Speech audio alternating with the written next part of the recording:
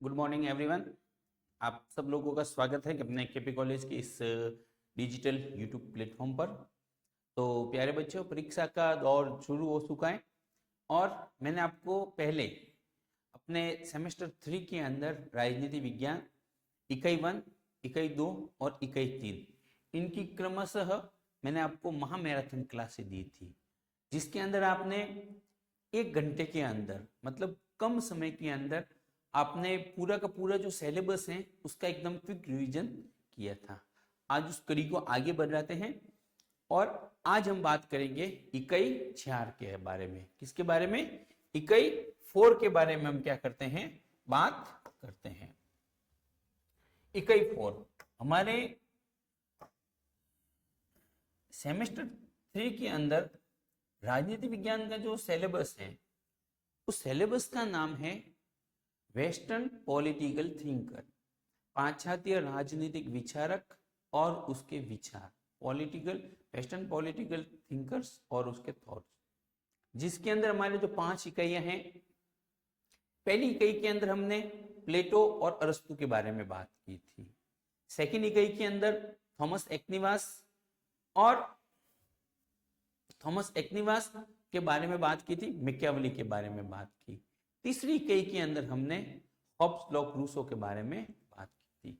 आज हम जो हमारी चौथी इकाई शुरू कर रहे हैं, इन चौथी इकाई के अंदर हमारे 3 विद्वान हैं। कितने विद्वान हैं? 3 विद्वान हैं, जिनके अंदर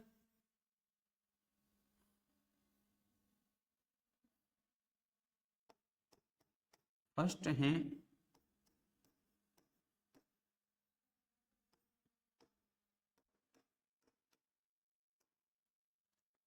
जेरेमी बेंथम, सेकंड है J.S. मील और थर्ड विद्वान है महान विद्वान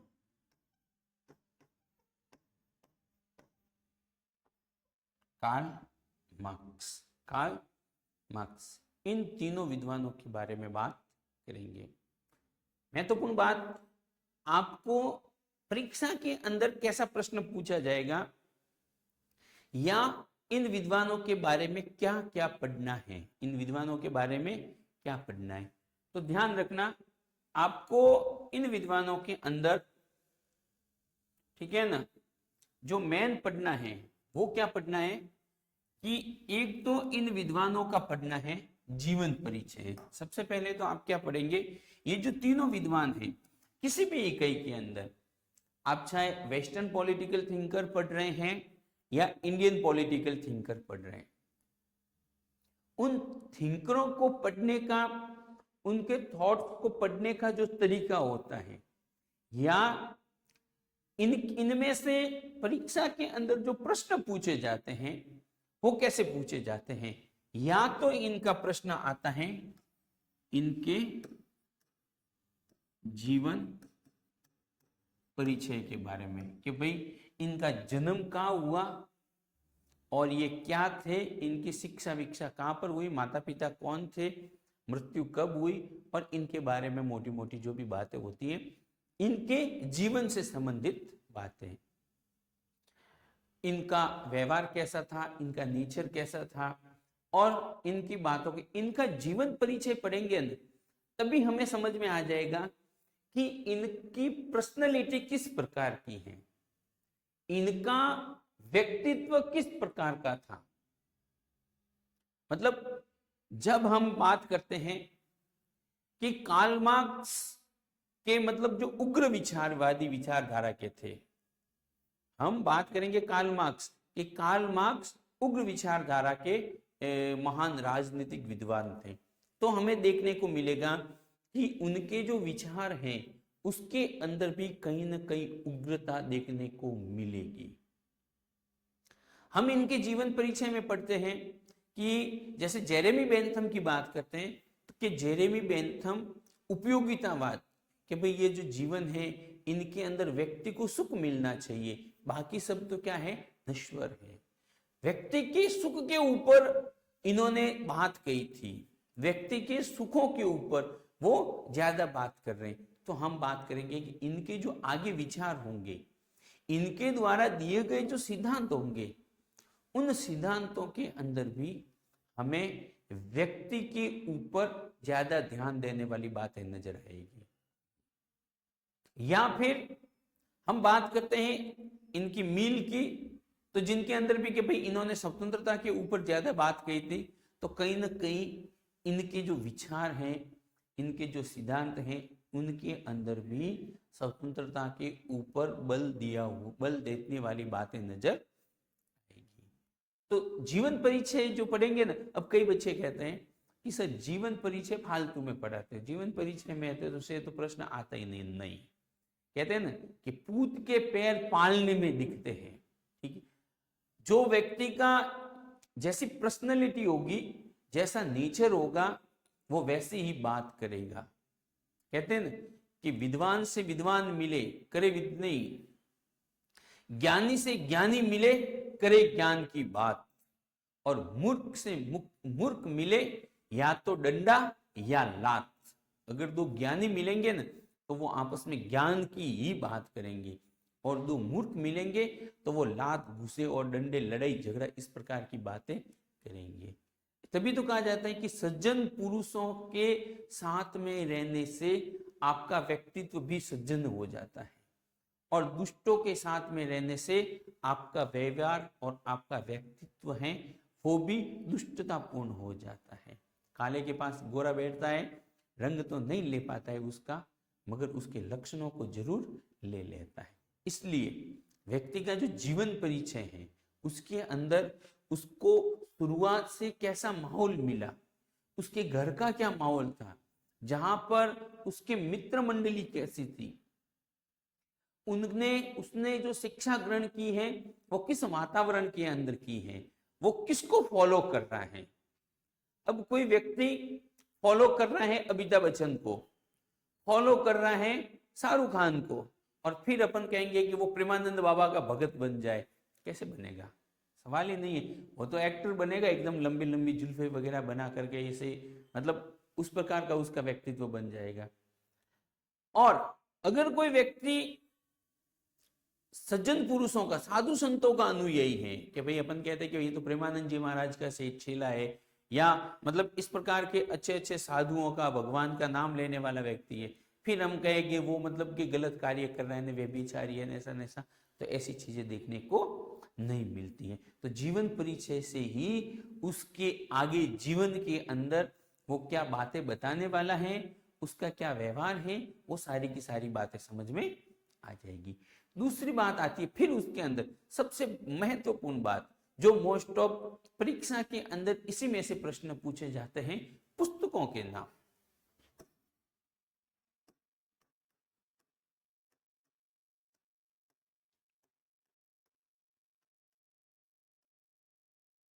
पुस्तकों के नाम कि उनके द्वारा लिखी हुई कौन कौन सी किताबें हैं, कौन कौन सी पुस्तकें हैं, और उनके अंदर भी सबसे महत्वपूर्ण पुस्तक कौन सी है। तो उनकी जो सबसे महत्वपूर्ण पुस्तक है, जिसके अंदर उन्होंने कौन सी बात कही है, और उनके अन्य ग्रंथ कौन कौन से हैं, उनके ऊपर भी आप विचार कर सकते हैं, उनको भी पढ़ना है। और ज्यादा अगर कोई इंटेलिजेंट लड़का है, डीपली में जाकर के, गहराई में जाकर के पढ़ना चाहता है, तो उन पुस्तकों के नाम और उनका प्रकाशन वर्ष, मतलब वो कब किस वर्ष प्रकाशित हुई, और उसमें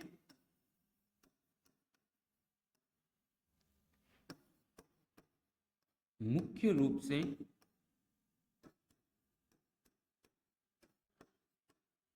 इस पर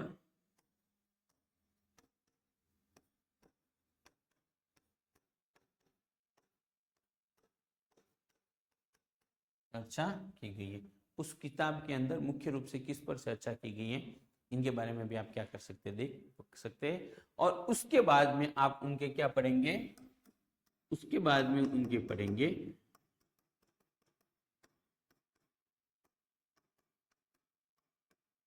राजनीतिक विचार। राजनीतिक विचारों के ऊपर बात करेंगे। सीधी सी बात है, अब जैसे आप बेंथम पढ़ रहे थे सीधा से कि उसके क्या क्या राजनीतिक विचार थे, और राजनीतिक विचारों के अंदर भी जैसे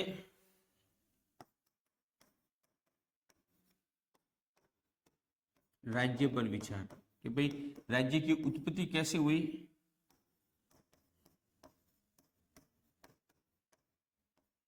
ठीक है ना, शासन कैसा होना चाहिए,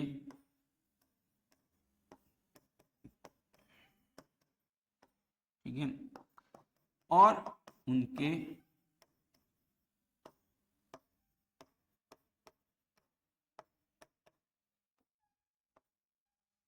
अन्य महत्वपूर्ण विचार जिनके ऊपर हम क्या करेंगे, बात करते हैं।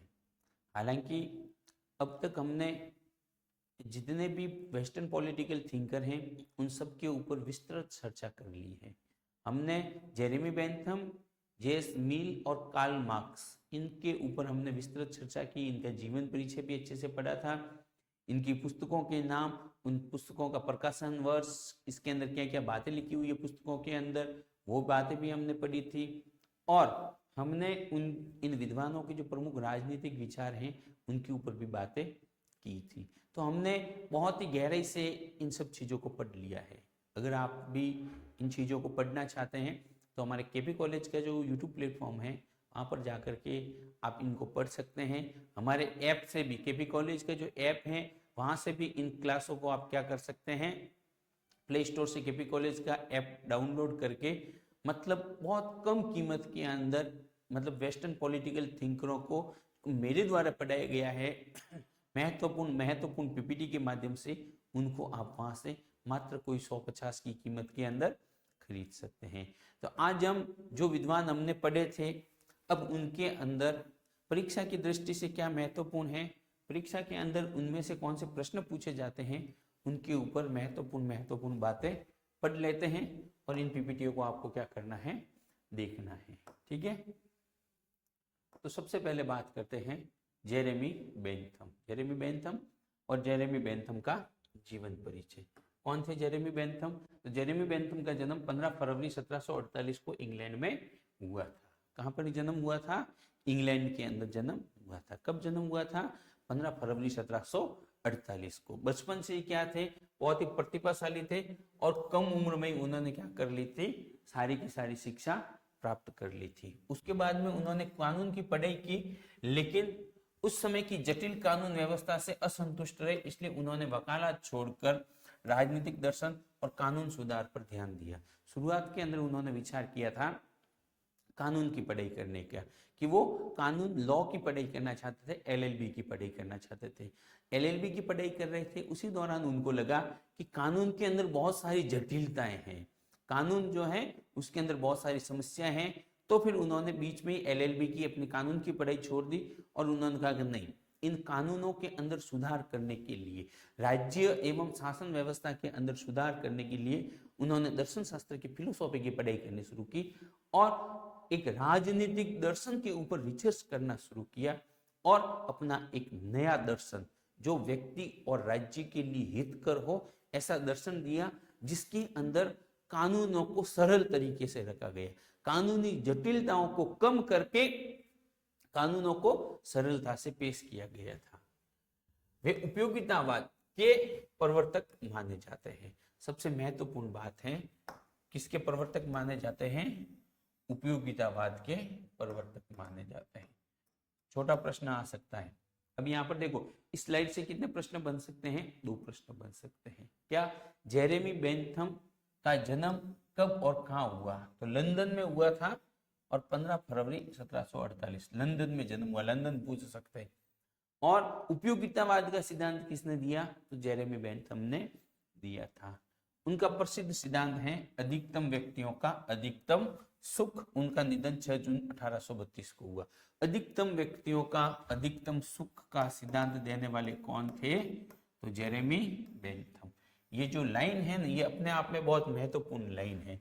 अधिकतम व्यक्तियों का अधिकतम सुख। ये अधिकतम व्यक्तियों का अधिकतम सुख क्या होता है? जिनके ऊपर हमने विस्तृत चर्चा अपनी जो पुरानी क्लासें थी जिनके अंदर कर दी है। ठीक है, अब इनके ऊपर एक एक के ऊपर ज्यादा विचार करेंगे तो फिर क्या है कि ये हमारी क्लास बहुत बड़ी हो जाएगी। तो इस स्लाइड से 3 प्रश्न बन रहे, छोटे प्रश्न। जेरेमी बेंथम का जन्म कब हुआ? 15 फरवरी 1748 को लंदन इंग्लैंड के अंदर। उपयोगितावाद का सिद्धांत किसने दिया? जेरेमी बेंथम ने। जेरेमी बेंथम का सबसे महत्वपूर्ण सिद्धांत कौन सा है? उपयोगितावाद का सिद्धांत। अधिकतम व्यक्तियों का अधिकतम सुख की धारणा किसने दी? जेरेमी बेंथम ने दी। जेरेमी बेंथम की सबसे महत्वपूर्ण धारणा कौन सी थी? अधिकतम व्यक्तियों का अधिकतम।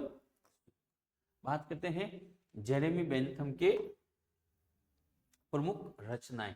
तो पहली जो इनकी पुस्तक है, an introduction to the principle of moral and legislation, ये उनकी सबसे प्रसिद्ध कृति है जिसमें उपयोगितावाद का सिद्धांत दिया गया। उपयोगितावाद का जो सिद्धांत दिया गया है इस किताब के अंदर दिया गया है। इसके अलावा उनकी जो और पुस्तक है वो है ए फ्रेगमेंट ऑन गवर्नमेंट। ठीक है ना, ए फ्रेगमेंट ऑन गवर्नमेंट, ये उनकी एक अन्य पुस्तक है जिसके अंदर उन्होंने तात्कालीन शासन और कानून व्यवस्था की आलोचना की है। उन्होंने एलएलबी की पढ़ाई किस लिए छोड़ी थी? कानूनों के अंदर सुधार करने के लिए। तो इस पुस्तक के अंदर उन्होंने कानूनों के अंदर सुधार की बात की है। ठीक है, तीसरी जो पुस्तक है उसका नाम है थ्योरी ऑफ लेजिस्लेशन। इस पुस्तक में कानून बनाने के सिद्धांतों की व्याख्या की है। कानून किस प्रकार का बनाना, इसके ऊपर ये बात उन्होंने की है। कुल मिलाकर के उन्होंने राजनीतिक दर्शन की पढ़ाई की जो शुरुआत की थी वो भी किसके लिए की थी? कानूनों को सरल बनाने के लिए। तो उनके अधिकांश सिद्धांतों के अंदर जो बातें हैं वो देखने को मिलती है। अब अगर इस प्रकार से कोई भी बात आती है ना कि कानूनों को सरल, कानून अच्छे होने चाहिए, ऐसे होने चाहिए, बातें किसने की? तो आपके दिमाग में सीधा आना चाहिए हाँ, ये बातें तो जेरेमी बेंथम ने ही की थी। क्योंकि उनके जीवन परिचय से ही हमें पता चला कि उन्होंने एलएलबी छोड़ करके दर्शन के अंदर, राजनीतिक दर्शन के अंदर क्यों आए थे? कानूनों की जटिलताओं को कम करने के लिए। तो अब बात कानून की करेंगे।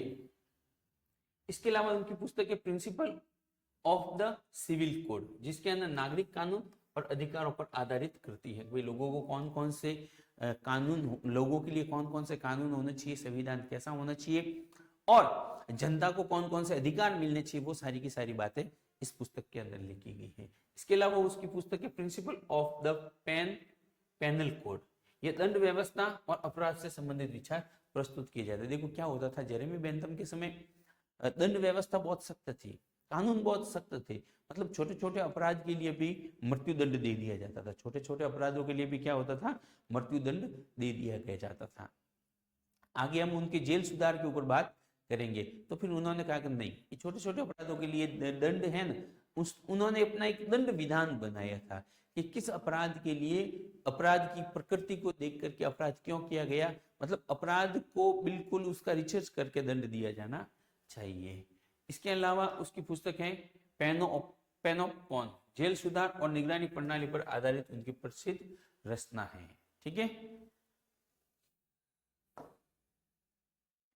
उपयोगितावाद पर बेंथम के विचार।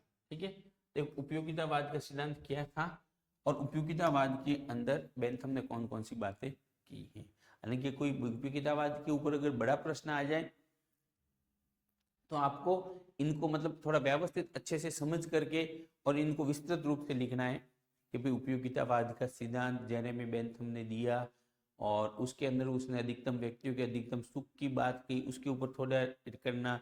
उन्होंने अपनी ये जो पुस्तक का नाम है a introduction of to the principle, उसके अंदर उन्होंने ये सिद्धांत दिया और उसके बाद में उन्होंने क्या कहा, बेंथम उपयोगितावाद के प्रवर्तक माने जाते हैं। इनके अनुसार प्रत्येक कार्य का उद्देश्य सुख की प्राप्ति और दुख से बचाव होता है। बेंथम कहते हैं कि जीवन के अंदर व्यक्ति जो भी कार्य करता है, सारे के सारे कार्य किसके लिए करता है? सुख की प्राप्ति के लिए और दुखों के बचाव के लिए। उनका प्रसिद्ध सिद्धांत है अधिकतम व्यक्तियों का अधिकतम सुख। ये अधिकतम व्यक्तियों का अधिकतम सुख जो सिद्धांत है वो उन्होंने उपयोगितावाद के सिद्धांत के अंदर ही दिया था। किसी कार्य या कानून की उपयोगिता इस बात से तय होती है कि वह कितना सुख देता है। कोई भी आप व्यक्ति, सरकार के द्वारा, व्यक्ति के द्वारा कार्य किया जा रहा है उस कार्य की उपयोगिता कैसे सिद्ध होती है? तो उस कार्य की उपयोगिता सिद्ध होती है उसके परिणाम से, कि वो कानून व्यक्ति के लिए कितना सुखी है, उसकी वजह से कितना व्यक्ति सुखी हो रहा है, कितना व्यक्ति के जीवन के अंदर फर्क आ रहा है। अगर वो ज्यादा सुख दे रहा है तो वो कानून अच्छा है, और अगर उस कानून की वजह से व्यक्ति को दुख प्राप्त हो रहा है तो वो कानून कदापि अच्छा नहीं माना जाता है। तो कानून की जो मात्रा है, ठीक है ना, कानून की उपयोगिता इस बात से तय की जाती है कि कानून कितना प्रभावशाली है, उससे उस कानून के बनने से व्यक्ति को सुख कितना मिलेगा और दुख कितना मिलेगा। बेंथम मानते थे कि सुख को मापा जा सकता है सुख मापन सिद्धांत, ठीक है। सुखों को मापने के लिए उन्होंने कौन से दिया था? सुख मापन पद्धति दी थी। सुख को मापने का एक यंत्र भी बनाया था और सुख मापन सिद्धांत भी दिया था, जहां राज्य का उद्देश्य जनता के सुख में वृद्धि करना होता है, और राज्य का उन्होंने उद्देश्य या कार्य क्या बताया था इस उपयोगितावादी के सिद्धांत के अंदर? व्यक्ति के सुखों में वृद्धि करना। राज्य का यही कार्य है कि भाई वो अपने कानूनों के माध्यम से या अपने कार्यों से ऐसे कार्य करे जिससे व्यक्ति के सुखों में क्या हो? वृद्धि हो।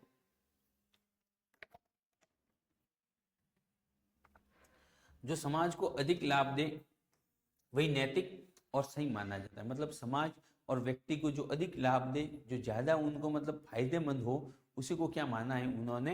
नैतिक माना है और सही माना है। बेंथम के व्यक्तित्व ये उपयोगितावाद सिद्धांत है, इनकी क्या क्या विशेषता है?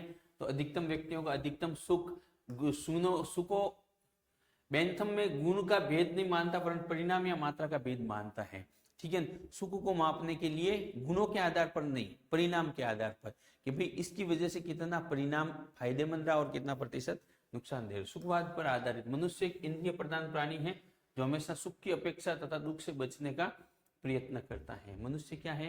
एक इंद्रिय प्रधान प्राणी है, जिनकी जो ज्ञानेंद्रिया होती है वो क्या करती हैं? उनका एक स्वभाव ही ऐसा होता है, नेचर ही ऐसा होता है कि वो सुख को तो प्राप्त करना चाहता है और दुखों से बचना चाहता है। दुखों से क्या करना चाहता है?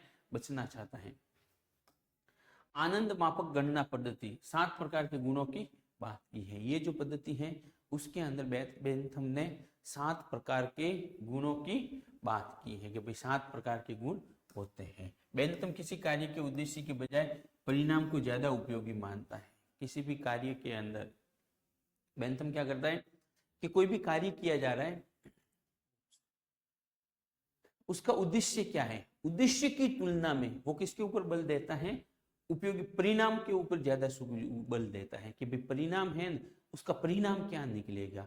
कानून बना रहे हैं, कानून की ये उपयोगिता है, ये उपयोगिता है। अरे उपयोगिता तो बहुत सारी है, मगर उस कानून के बनने से उसका रिजल्ट क्या होगा, उसका रिजल्ट मतलब पॉजिटिव होगा या रिजल्ट नेगेटिव होगा, ये बात क्या है कि परिणाम के ऊपर भी। उपयोगितावाद सुख की प्राप्ति तथा दुख के निवारण का सिद्धांत है। उपयोगितावाद का जो सिद्धांत है वो कैसा है? सुख की प्राप्ति के लिए। उपयोगितावाद का सिद्धांत उन्होंने किसके लिए दिया था? कि जीवन के अंदर व्यक्ति को सुख मिले और दुखों को समाप्त हो, सुख की प्राप्ति और दुखों के निवारण का सिद्धांत है। आगे उन्होंने क्या कहा है? बेंथम के राज्य संबंधी विचार। राज्य के ऊपर बेंथम के क्या विचार थे? राज्य के ऊपर बेंथम ने क्या बातें बताई हैं? तो राज्य के ऊपर बातें बताते हुए बेंथम कहता है कि राज्य की उत्पत्ति, राज्य संबंधी विचार में हम क्या बात करेंगे यहां पर? राज्य की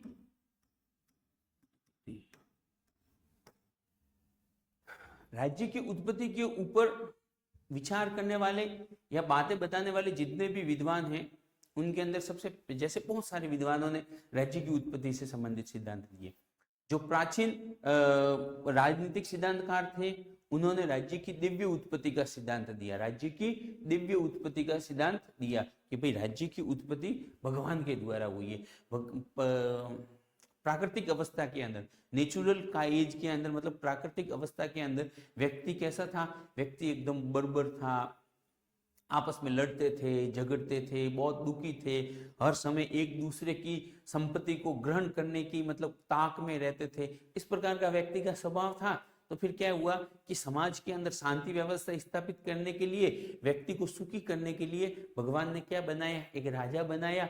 एक राज्य बनाया और राजा के अंदर एक शासक बनाया, जनता बनाई, संप्रभुता बनाई और इस प्रकार से उन्होंने क्या है राजधानी बनाई और राज्य का निर्माण किया। ये तो हो गया राज्य की दिव्य उत्पत्ति का सिद्धांत। दूसरा जो सबसे महत्वपूर्ण सिद्धांत आता है वो आता है सामाजिक समझौता सिद्धांत, जिसके बारे में हॉब्स, लॉक और रूसो ने कहा था। हॉब्स, लॉक और रूसो ने क्या कहा था कि राज्य की जो उत्पत्ति हुई है वो सामाजिक समझौते के परिणाम स्वरूप हुई है। उन्होंने भी यही कहा। लॉक ने हालांकि थोड़ी दूसरी बातें बताई थी कि प्राचीन काल के अंदर, प्राचीन काल नहीं, प्राकृतिक अवस्था के अंदर वही व्यक्ति की स्थिति थी, व्यक्ति के अंदर भय मतलब दुखी था और उनकी वजह से उन्होंने कहा कि भाई आपस में लड़ते थे न झगड़ते थे न, एक दूसरे की संपत्ति को हनन करना, नुकसान पहुंचाना, मतलब एक व्यक्ति को दूसरे व्यक्ति से हर समय डर होता था। तो उन्होंने कहा कि ये डर का माहौल कब तक रहेंगे, आपस में कब तक लड़ेंगे झगड़ेंगे, आखिर में हमारी जो मेन प्राथमिक आवश्यकताएं हैं वो आवश्यकता तो यही है, रोटी कपड़ा और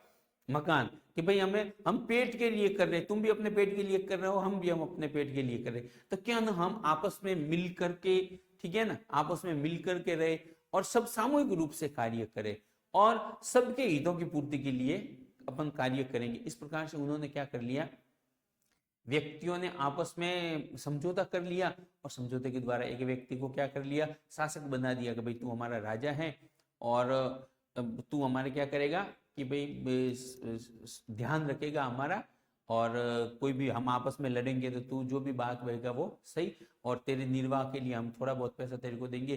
फिर धीरे धीरे उन्होंने अपनी सुविधाओं के ऊपर ने धीरे धीरे खेती ने, पशुपालन ने, इस प्रकार से क्या है कि समाज, राज्य और देश का निर्माण हो गया है। तो सामाजिक समझौता सिद्धांत के ऊपर भी बहुत सारी बात करती है। बहुत सारे विद्वान थे जिन्होंने विकासात्मक, ऐतिहासिक विकास का सिद्धांत दिया कि प्राचीन समय के अंदर, पहले के समय व्यक्ति एकदम बर्बर था, न दुखी था, न वो था, न पशुवत था, न बंदर था, न वो था, न कच्चा मांस खाता, न आग का आविष्कार किया। धीरे धीरे डेवलपमेंट, मतलब राज्य जो है ना वो डेवलपमेंट का रिजल्ट है, विकास के परिणाम स्वरूप राज्य का निर्माण होगा। इसके अलावा और भी बहुत सारे विद्वान थे जिन्होंने कई सिद्धांत दिए थे, मगर बेंथम ने राज्य की उत्पत्ति से संबंधित जो बात बताई ना वो क्या थी, बिल्कुल अलग बात। उन्होंने कहा कोई समझौता हुआ है न, कोई भगवान ने बताया है, न कोई विकास हुआ है, कुछ नहीं हुआ। बोले ये तो एक आवश्यकता थी। राज्य क्या थी, राज्य व्यक्ति की आवश्यकता थी। राज्य समाज, मतलब समाज के अंदर कानून की आवश्यकता होती है। कहते हैं ना कि आवश्यकता आविष्कार की जननी होती है। मतलब बिना राज्य के, अगर हम भी अगर बात करते हैं, हम जिस समाज के अंदर रहते हैं, हम जिस परिवेश के अंदर रहते हैं, अगर उस परिवेश के अंदर, उस समाज के अंदर राज्य नहीं हो, अगर राज्य नहीं हो, राज्य है ही नहीं, राज्य नाम की कोई संस्था नहीं है, अगर कानून नाम की कोई संस्था नहीं है, कोई शासक नहीं, मतलब अब कहने का मतलब क्या होगा, पुलिस, सेना वगैरह, ये शासन प्रशासन सब नष्ट हो गया, तो फिर क्या होगा, बिना राज्य के व्यक्ति का जीवन कैसा होगा, बिना राज्य के व्यक्ति का जीवन कैसा होगा। तो फिर बिना राज्य के व्यक्ति का जीवन कैसा होगा कि राज्य के अंदर एकदम मत्स्य न्याय होगा, राज्य के अंदर मत्स्य न्याय होने लगेगा। जिस प्रकार से समुद्र के अंदर बड़ी बड़ी मछलियां होती हैं, वो क्या करती हैं, छोटी मछलियों को खा जाती है, उसी प्रकार से राज्य के अंदर भी जो प्रभावशाली लोग हैं, जो शक्तिशाली लोग हैं, वो अपने से जो कमजोर व्यक्ति हैं उनको नष्ट कर लेंगे, उनकी संपत्ति को हड़प लेंगे, उनका शोषण करेंगे, उनका अत्याचार करेंगे। कहने का तात्पर्य यह है कि राज्य के बिना शक्ति का शासन आ जाएगा, जिसकी लाठी उसकी भैंस, जिसकी लाठी उसकी भैंस।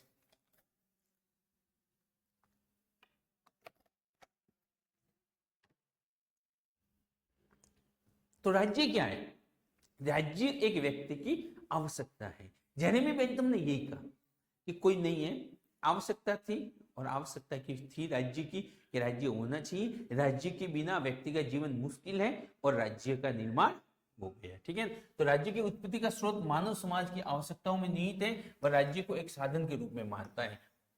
ध्यान रखना, जेरेमी बेंथम ने राज्य को क्या माना है, एक साधन माना है, बल्कि प्राचीन जो दिव्य सिद्धांत वाले, दिव्य सिद्धांत के अंदर क्या है, राज्य को साध्य माना जाता था। ठीक है, राज्य का महत्व व्यक्ति की तुलना में ज्यादा था, मगर यहाँ पे राज्य को एक साधन माना गया है। किसका साधन, व्यक्ति के सुखों में वृद्धि करना, व्यक्ति के सुख का साधन। राज्य क्या है? राज्य ये मतलब एक वस्तु है, एक तत्व है, ठीक है ना, एक उपकरण है जो क्या कर रहा है, जो व्यक्ति को शांति, सुरक्षा, ठीक है ना, और मतलब न्याय, ये सब प्रदान कर रहा है। और राज्य का महत्व भी किसके लिए है? राज्य का महत्व है व्यक्ति के सुखों, राज्य का कार्य भी क्या है? व्यक्ति के सुखों में वृद्धि करना, व्यक्ति के सुखों में वृद्धि करना। इस प्रकार से व्यक्ति को, जेरेमी बेंथम व्यक्ति को राज्य की तुलना में ज्यादा महत्व देता है। एक प्रकार से उसकी जो विचारधारा है वो व्यक्तिवादी विचारधारा है। कैसी विचारधारा है? व्यक्तिवादी विचारधारा है। राज्य के उद्देश्य और कार्य क्या होंगे? समझ में आ गया, वही हो गए। राज्य का उद्देश्य मनुष्य के प्राकृतिक अधिकारों की रक्षा करना है। व्यक्ति को जो अधिकार मिले हैं वो नेचर के द्वारा मिले हैं, जैसे खाना पीना, उठना बैठना, नाचना गाना, वो शादी करना, संतान उत्पत्ति करना, नींद लेना वगैरह, ये सारे के सारे कार्य क्या है? ये कोई अधिकार किसी ने नहीं दिए व्यक्ति को, ये किसी भी व्यक्ति के द्वारा, समाज के द्वारा, राज्य के द्वारा दिए हुए नहीं है, बल्कि ये सारे के सारे अधिकार नेचर के द्वारा, प्रकृति के द्वारा व्यक्ति को प्रदान किए गए हैं। और राज्य का कार्य है कि अपने कानूनों के माध्यम से ये व्यक्ति के इन प्राकृतिक अधिकारों की रक्षा करना। ये अधिकार स्वतंत्रता, संपत्ति, सुरक्षा तथा अत्याचार का विरोध करना है। बेंथम के कानून संबंधी विचार क्या थे? बेंथम ने कहा कि नेचुरल कानून कोई नहीं है, प्राकृतिक कानून कोई नहीं है, प्रकृति के द्वारा बनाया हुआ कोई कानून नहीं है। प्रकृति ने व्यक्ति को अधिकार दिए हैं और व्यक्ति अपने अधिकारों की पूर्ति करेगा। प्रकृति के जो अधिकार हैं वो व्यक्ति के लिए मतलब समय की मांग के अनुसार परिवर्तित हो जाते हैं, समय की मांग के अनुसार क्या हो जाते हैं? परिवर्तित। बेंथम ने कहा कि अधिकतम लोगों का हित ही एक ऐसा सिद्धांत है जिसके अनुसार सही कानूनों का निर्माण किया जा सकता है। मतलब प्राकृतिक कानून कोई नहीं है। अगर कोई ऐसा कानून है जो सब लोगों के हितकर नहीं है तो वो कानून अच्छा कानून नहीं, वो कोई कानून नहीं है। अच्छा कानून वही है वो जो ज्यादा से ज्यादा लोगों के सुखी करे, ज्यादा से ज्यादा लोगों के लिए हितकर हो, वही कानून क्या माना जाता है? अच्छा माना जाता है। कानून की भाषा सरल हो जिससे साधारण व्यक्ति उसे समझ सके। उन्होंने कहा कानून की जो भाषा होती है वो सरल होनी चाहिए, जिससे क्या हो कि हर एक व्यक्ति उसको समझ सके। इस लक्ष्य की प्राप्ति के लिए उसने स्वयं कानूनों की अंतरराष्ट्रीय दीवानी, फौजदारी और संवैधानिक संहिताएं तैयार की और विधि शास्त्र को राजनीति से पृथक करने का प्रारंभ किया। ठीक है ना, मतलब उन्होंने एकदम उसकी संहिताएं वगैरह, कानून के ऊपर विस्तृत रिसर्च किया और उनको एकदम सरकार, राज्य से, धर्म से, इन सब चीजों से अलग करके कानूनों को एक अलग रूप देने का कार्य किया। उसने 4 प्रकार के कानून बनाए थे: अंतरराष्ट्रीय कानून, संवैधानिक कानून, नागरिक कानून और फौजदारी कानून। फौजदारी वही आज के समय के सेना, पुलिस, लड़ाई झगड़ा वगैरह। नागरिक कानून जो दीवानी, फौजदारी, ये आ गए। संवैधानिक मतलब जो संविधान के द्वारा बनाए जाते हैं। अंतरराष्ट्रीय जो दूसरे राज्यों के लिए कार्य करने वाले। बेंथम के संप्रभुता संबंधी विचार। बेंथम ने संप्रभुता के ऊपर क्या किया? तो बेंथम ने उसे व्यक्ति अथवा समूह को संप्रभु के रूप में देखा जिसकी इच्छा का पालन जनता स्वभाव से करती है। मतलब संप्रभु कौन है? जिस व्यक्ति या जिस शासक की इच्छा का पालन जनता अपनी इच्छा से करती है, स्वभाव से करती है, वही क्या है? संप्रभु है। इस दृष्टि से बेंथम राज्य को संप्रभु मानता है। और संप्रभु उसने किसको माना है? राज्य को ही क्या माना है? संप्रभु माना है। शासन संबंधित क्या विचार थे? बेंथम डेमोक्रेसी का समर्थक, प्रजातंत्र का क्या था? समर्थक था। बेंथम ने कहा था कि अन्य शासन प्रणालियों की तुलना में लोकतंत्र होता है वो क्या है? सबसे अच्छा माना जाता है। वह प्रजातंत्र को अन्य सभी शासन प्रणालियों से श्रेष्ठ मानता था। दंड के ऊपर उसके क्या विचार थे? बेंथम के काल में दंड व्यवस्था का स्वरूप था वो क्या था? बहुत ज्यादा कठोर था। मैंने आपको बताया था छोटे छोटे अपराधों के लिए भी मृत्युदंड जैसी व्यवस्था थी। छोटे छोटे अपराधों के लिए मृत्युदंड दिया जाता था। उसने उपयोगिता के सिद्धांत के अनुसार इस क्षेत्र में भी सुधार का बहुत प्रयत्न किया।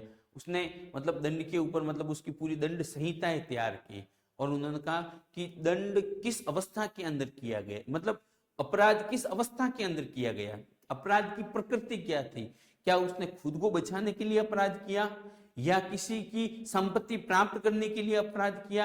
अब देखो कि एक तो व्यक्ति क्या होता है कि किसी का धन हड़पने के लिए क्या करता है कि उसके ऊपर आक्रमण कर देता है और उसको नुकसान पहुंचाता है, अपराध करता है। एक क्या होता है, कोई उसका धन हड़पने के लिए आ रहा है, कोई उसको नुकसान पहुंचाने के लिए आ रहा है, वो अपने सेल्फ डिफेंस के अंदर क्या कर रहा है कि उसके ऊपर वापस जवाबी कार्रवाई कर रहा है। और वो क्या होता है, उसके हाथ से अपराध हो जाता है। क्या दोनों अपराधों की प्रकृति एक जैसी है? कदापि नहीं, दोनों अपराधों की प्रकृति एक जैसी नहीं है। इसलिए पहले वाला जो अपराध है उसके लिए कठोर दंड होना चाहिए, और उसकी तुलना में दूसरे वाला जो अपराध है उसके लिए या तो दंड होना ही नहीं चाहिए, और अगर है भी तो उस दंड की मात्रा कमजोर होनी चाहिए, क्योंकि वो उसने जानबूझकर अपराध नहीं किया, बल्कि वो अपराध करना उस समय की मांग थी, उसने परिस्थिति के अनुसार कार्य अपराध किया था। जेल सुधा, देखो बेंथम के काल के अंदर क्या था, जेलों की दशा बहुत खराब थी, एकदम अंधेरा रहता था, कैदियों के साथ में एकदम अपराधियों की तरह व्यवहार होता था, मतलब बहुत हालत खराब थी। तो फिर उन्होंने जेल सुधार के लिए बात की थी। उसने कहा कि एक बहुत मतलब एक गोलाकार बिल्डिंग बनाना, उसने जेल के ऊपर बात की थी, एक गोलाकार बिल्डिंग बनाना जिसके ऊपर मतलब चारों तरफ कैदी, चारों उसके बैरक बने हुए हो चारों तरफ, ठीक है ना, मतलब उसने ये कहा था, ये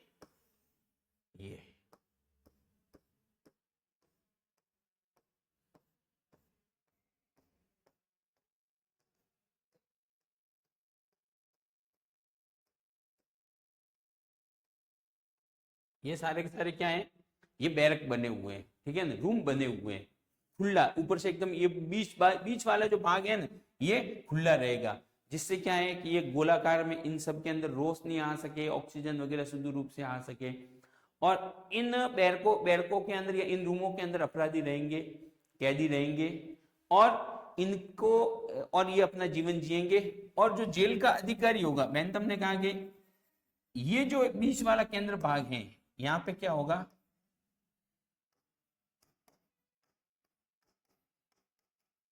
जेल का निरीक्षक या अधिकारी है ना, वो यहाँ पे रहेगा, उसका रूम यहाँ पर बना हुआ रहेगा, ठीक है। और वो यहाँ पे अपने रूम में बैठे बैठे क्या करेगा, चारों तरफ इनके ऊपर क्या करेगा, नजर रखेगा, सबके ऊपर क्या करेगा, नजर रखेगा। उसने कहा कोई पुलिस सुरक्षा किसी की आवश्यकता नहीं है, इसकी बड़ी बड़ी दीवारें होंगी और दीवारों की वजह से वो बाहर नहीं जा सकते, यहाँ बीचों बीच एक कुआं बना हुआ रहेगा जिसके अंदर से सब लोग ले जा करके पानी ले जाएंगे और अपना जीवन जिएंगे। उसने कहा ऐसी एक महत्वपूर्ण एक अच्छी जेल बनेगी और मैं उस जेल का मतलब निरीक्षक, ठीक है, उस जेल का उसने क्या है, उसने कहा ऐसी जो जेल बनेगी ना उस जेल का मैं अधिकारी बनना पसंद करूंगा। तो इस प्रकार से उन्होंने जेल सुधार की बातें की थी। बेंथम के समय में जेलों की दशा काफी खराब थी, अंधेरा रहता था और गंदे तहखाने बने हुए थे, कैदियों के साथ पशुवत व्यवहार किया जाता था। अपनी योजना को क्रियान्वित करने के लिए बेंथम ने ऐसे किसी जेल का निरीक्षक बनना चाहता था, लेकिन वह निरीक्षक नहीं बन पाया। उसने ये धारणा दी थी कि ऐसी जेल बने और मैं उसका निरीक्षक बनूंगा, मगर वह ऐसा कर नहीं पाया और उनसे पहले ही उनका कार्य पूर्ण हो गया, ठीक है। तो ये थे जेरेमी बेंथम के कुछ महत्वपूर्ण राजनीतिक विचार। बात करते हैं सेकंड थिंकर जॉन स्टुअर्ट मिल।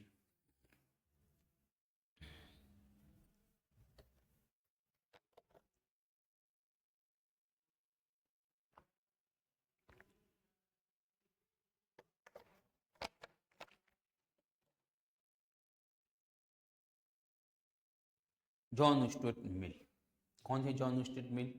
तो जेरेमी बेंथम की तरह जॉन स्टुअर्ट मिल थे, वो भी क्या क्या के थे, इंग्लैंड के ही विद्वान थे। जॉन स्टुअर्ट का मिल का जन्म भी 20 मई 1806 को लंदन के अंदर हुआ था। वो 19वीं शताब्दी के प्रसिद्ध ब्रिटिश दार्शनिक, अर्थशास्त्री और राजनीतिक विचारक थे। दार्शनिक थे, इतिहासकार थे, अर्थशास्त्री थे और पॉलिटिकल थिंकर थे। उनके पिता जिनका नाम था जेम्स मिल ने उन्हें बचपन से ही कठोर और उच्च स्तरीय शिक्षा दी। मतलब ऐसा कहते हैं कि 3 साल के अंदर तो उसने लैटिन पढ़नी सीख ली, 6 साल के अंदर हिब्रू पढ़नी सीख ली, और मतलब बहुत कम एज के अंदर उन्होंने बहुत सारी भाषाएं और कुरान वगैरह मतलब बहुत अध्ययन कर लिया था, क्योंकि उसके पिता एक मतलब प्रभावशाली और पढ़े लिखे व्यक्ति थे जिन्होंने अपने बच्चे को एकदम कठोर व्यवस्था के अंदर कठोर पढ़ाई करने की शिक्षा दी और खुद पढ़ाई करवाई थी। मिल है वो उपयोगितावाद के प्रबल समर्थक थे और उन्होंने इसे नैतिकता व स्वतंत्रता से जोड़ा। उपयोगितावाद के जो सिद्धांत है इसका मिल ने शुरुआत के अंदर समर्थन किया था, मगर बाद में आते उन्होंने क्या है इसका बेंथम के उपयोगितावाद का धीरे धीरे मतलब कुछ बातें ऐसी भी कहीं कहीं पे नजर आता है जहां पर उनके मिल और बेंथम के विचार टकराते हैं।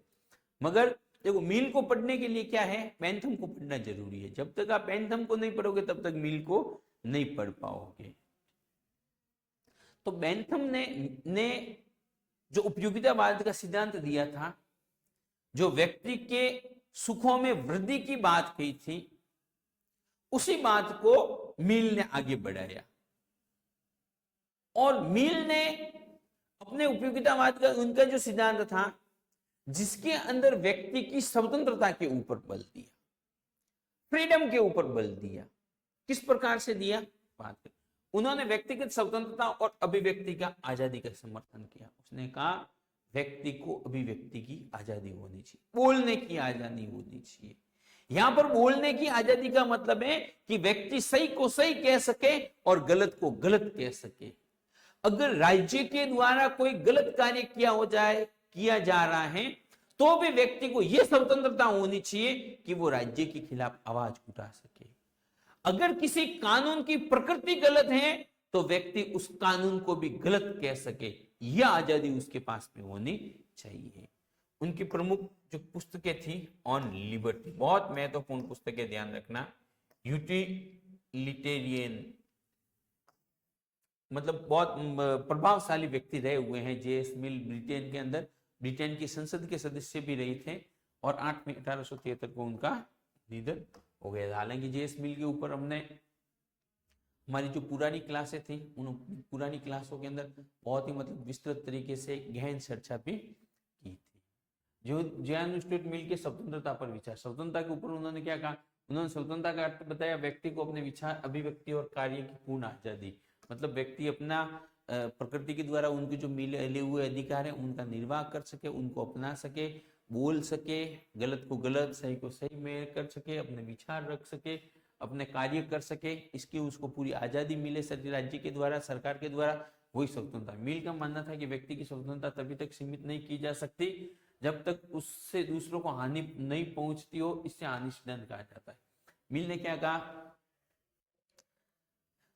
व्यक्ति कोई भी कार्य कर रहा है और इनके कार्य से अगर किसी दूसरे व्यक्ति को हानि नहीं पहुंच रही है तो वो व्यक्ति कार्य कर सकता है।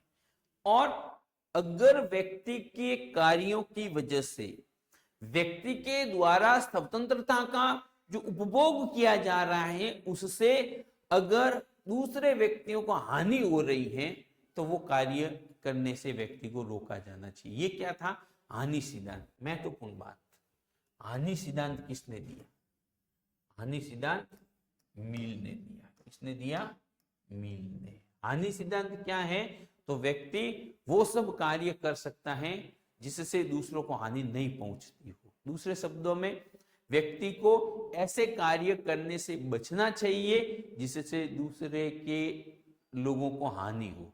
यहाँ पर कार्यों के अंदर आ जाएगी स्वतंत्रता। यहाँ पे कार्य के शब्द जो है ना, या कार्य के शब्द के अंदर हम किसका प्रयोग करेंगे, स्वतंत्रता शब्द का प्रयोग कर सकते हैं, ठीक है ना। तो व्यक्ति अपनी स्वतंत्रता का तब तक उपभोग कर सकता है जब तक उसके द्वारा स्वतंत्रता का उपयोग किए जाने से दूसरे लोगों को हानि नहीं पहुंचती हो, या व्यक्ति की स्वतंत्रता की वजह से अगर किसी को हानि पहुंच रही है तो व्यक्ति को यह कार्य नहीं करना चाहिए, एक राज्य के द्वारा उसको रोका जाना चाहिए। ये क्या है, हानि सिद्धांत है। उन्होंने विचार अभिव्यक्ति की स्वतंत्रता को समाज की प्रगति के लिए अनिवार्य बताया था। मतलब विचार अभिव्यक्ति की जो स्वतंत्रता है वो क्या है, समाज की प्रगति के लिए उन्होंने महत्वपूर्ण बताया था। मिल के अनुसार राज्य या सरकार को व्यक्ति के निजी जीवन में अनावश्यक हस्तक्षेप करने से बचना चाहिए। उन्होंने कहा भाई राज्य को भी क्या है कि व्यक्ति के निजी जीवन के अंदर गलत तरीके से ज्यादा हस्तक्षेप नहीं करना चाहिए। उन्होंने बहुसंख्यक के अत्याचार से व्यक्ति की रक्षा पर बल दिया। किसी भी समाज के अंदर, किसी भी राज्य के अंदर एक बहुसंख्यक भी होते हैं और अल्पसंख्यक भी होते हैं। बहुसंख्यक और अल्पसंख्यक जो हैं वो धर्म के आधार पर हो सकते हैं, नस्ल के आधार पर हो सकते हैं, जाति के आधार पर हो सकते हैं, लिंग के आधार पर हो सकते हैं और संस्कृति के आधार पर हो सकते हैं, क्षेत्र के आधार पर हो सकते हैं,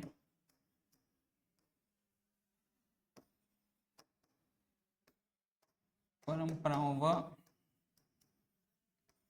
रिवाज के आधार पर हो सकते हैं।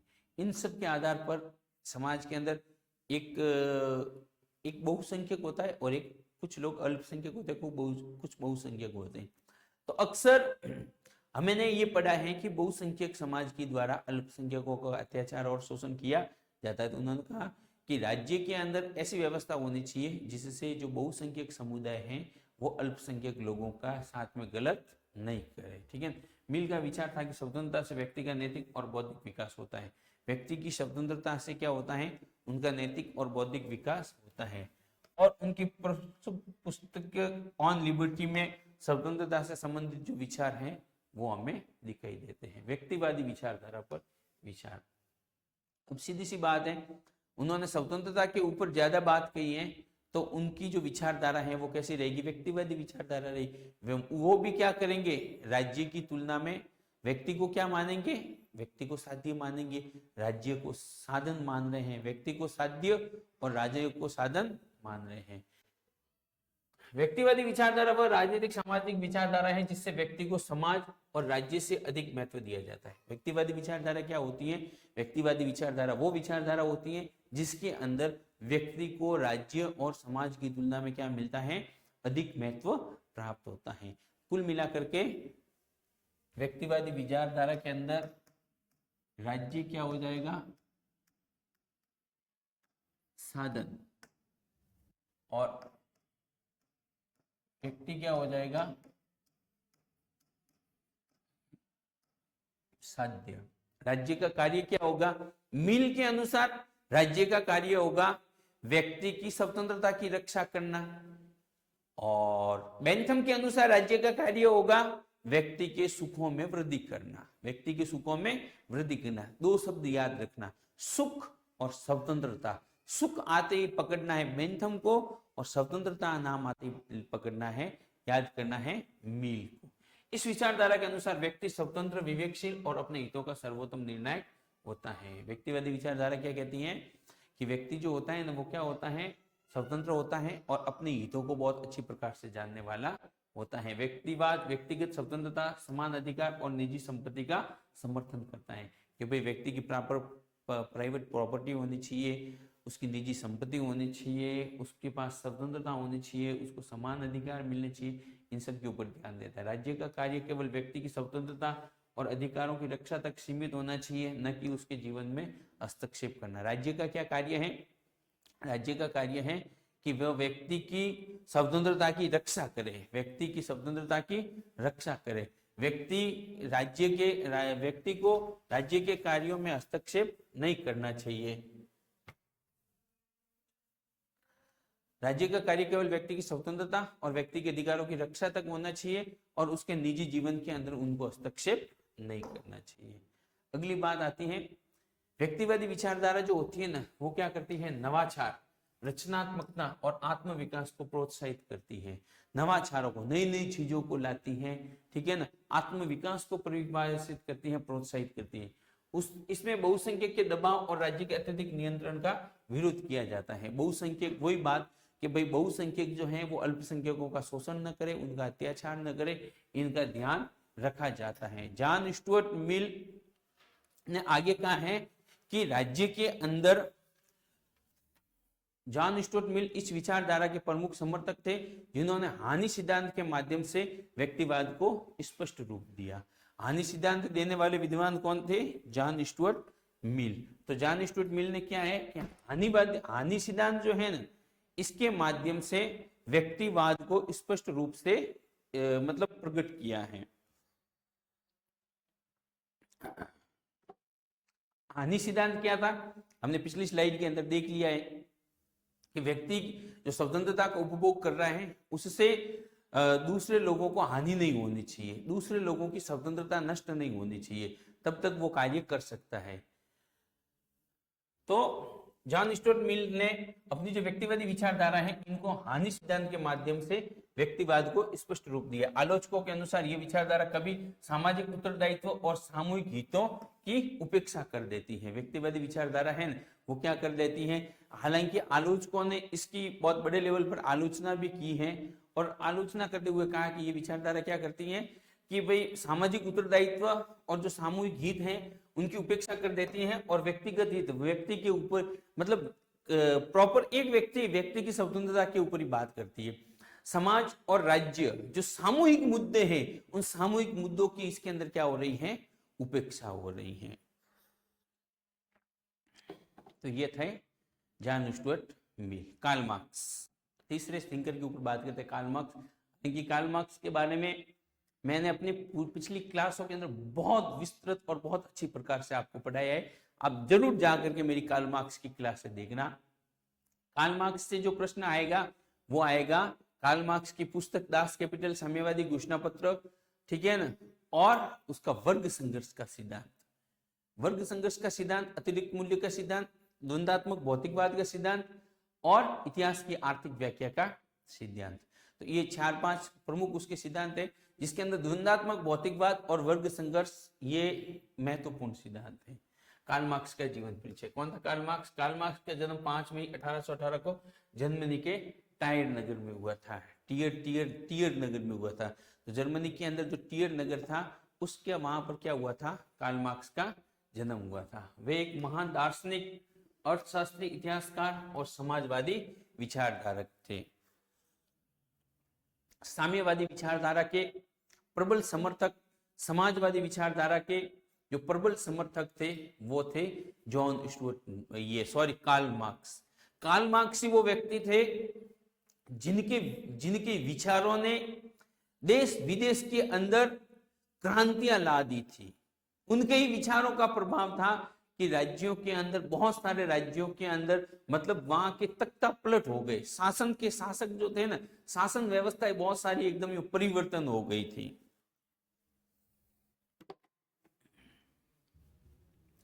मार्क्स ने बॉन और बर्लिन विश्वविद्यालय से दर्शन शास्त्र की शिक्षा प्राप्त की। मतलब मार्क्स के ऊपर हीगल के विचारों का बहुत ज्यादा प्रभाव था। ध्यान रखना, कार्ल मार्क्स के ऊपर किसके विचारों का प्रभाव था? एक बार प्रश्न पूछा हुआ है, हीगल के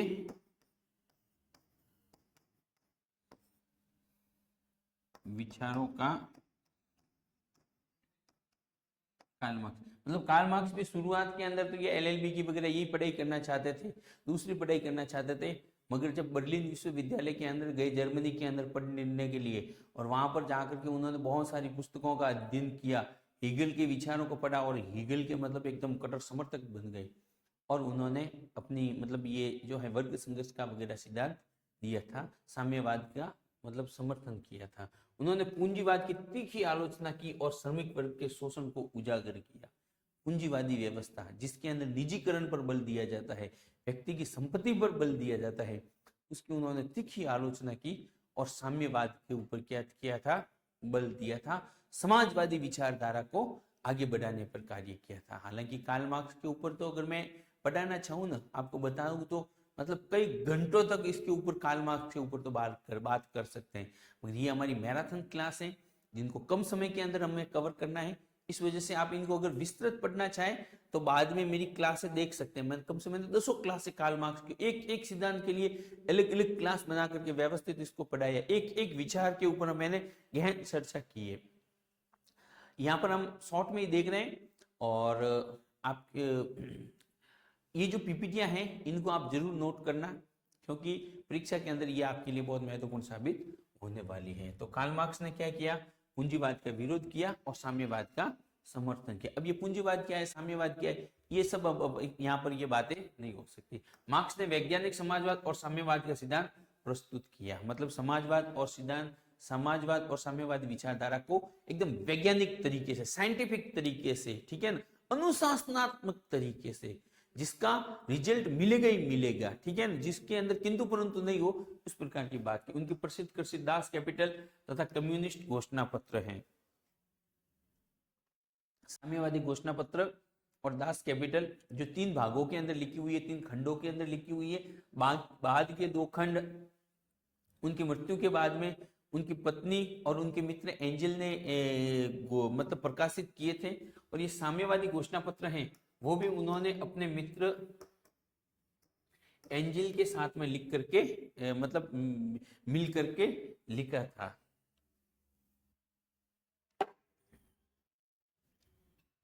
उन्होंने फ्रेडरिक एंगल्स या यही एंजल्स या एंगल के साथ मिलकर समाजवादी विचारधारा को विकसित किया था। मतलब अपने मित्र एंजल्स के साथ में मिलकर के साम्यवादी विचारधारा को विकसित किया।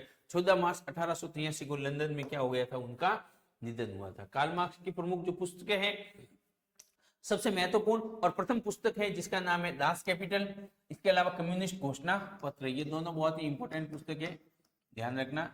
जर्मन विचारधारा, द जर्मन आइडियोलॉजी, ठीक है। राजनीतिक अर्थशास्त्र की आलोचना में योगदान, मतलब राजनीतिक अर्थशास्त्र की आलोचना। A contribution to the criticism of political economy, the philosophy of property का खंडन, गरीबी का दर्शन भी इसको, ठीक है, द पॉवर्टी ऑफ फिलोसॉफी।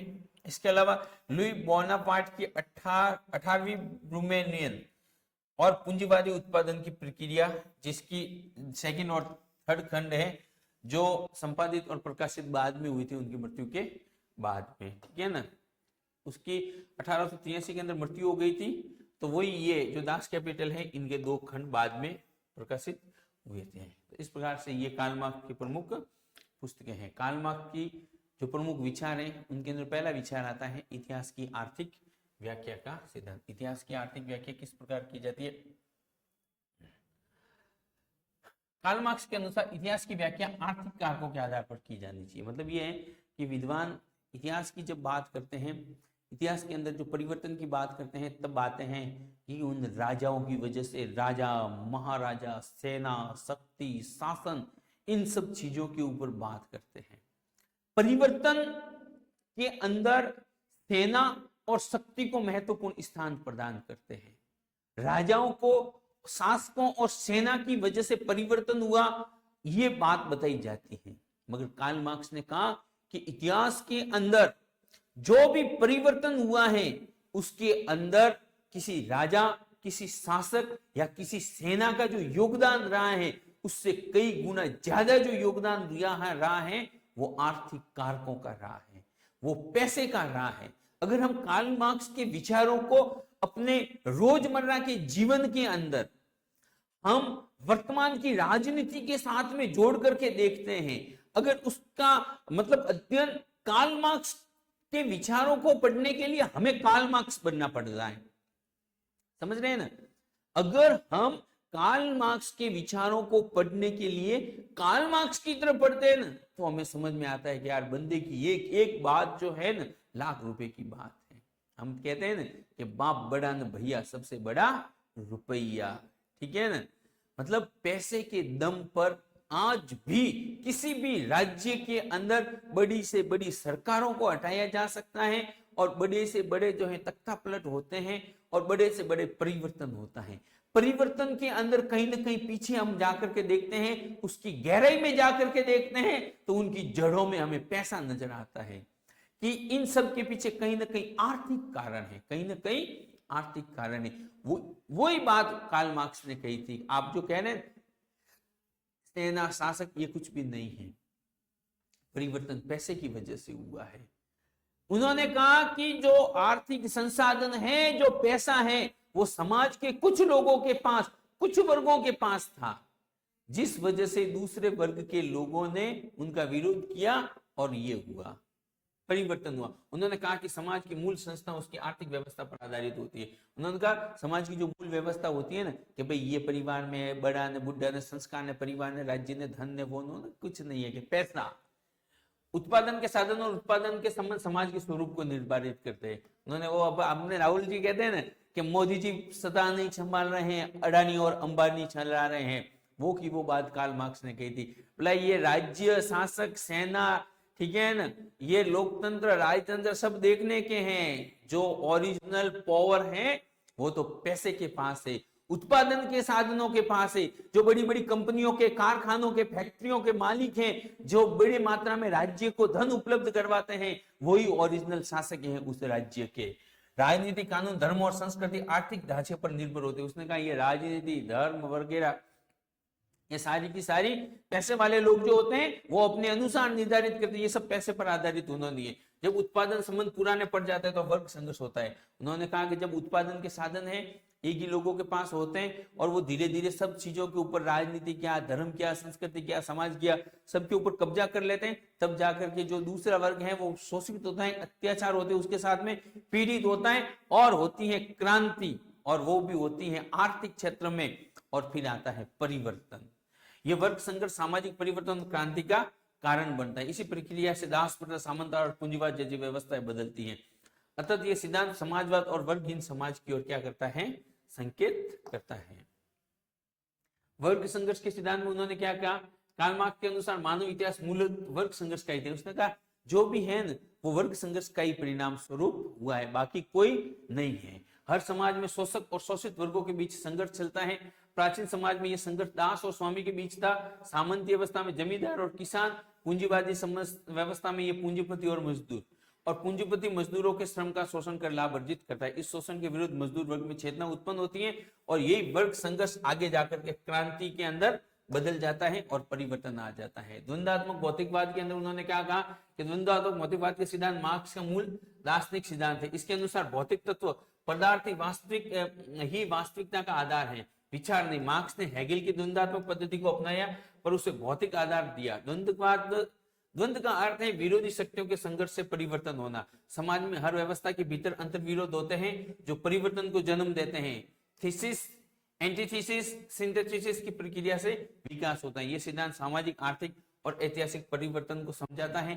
इसी के आधार पर मार्क्स ने समाज और इतिहास का वैज्ञानिक विश्लेषण किया है। इसके अलावा कार्ल मार्क्स ने एक और सिद्धांत दिया था, अतिरिक्त मूल्य का सिद्धांत। मतलब उन्होंने कहा था किसी भी वस्तु का उत्पादन कर रहे हैं, उत्पादन के अंदर उनके अंदर जो उपभोग मूल्य है उनके अंदर मूल्य लग रहा है। मतलब किसी भी चीज को बनाने के लिए लगे 30 रुपए और 20 रुपए लगी मजदूरी, ठीक है ना, 50 रुपए में बिका बना और उसका विक्रय मूल्य क्या है 100 रुपए, पीछे रहा 50 रुपए।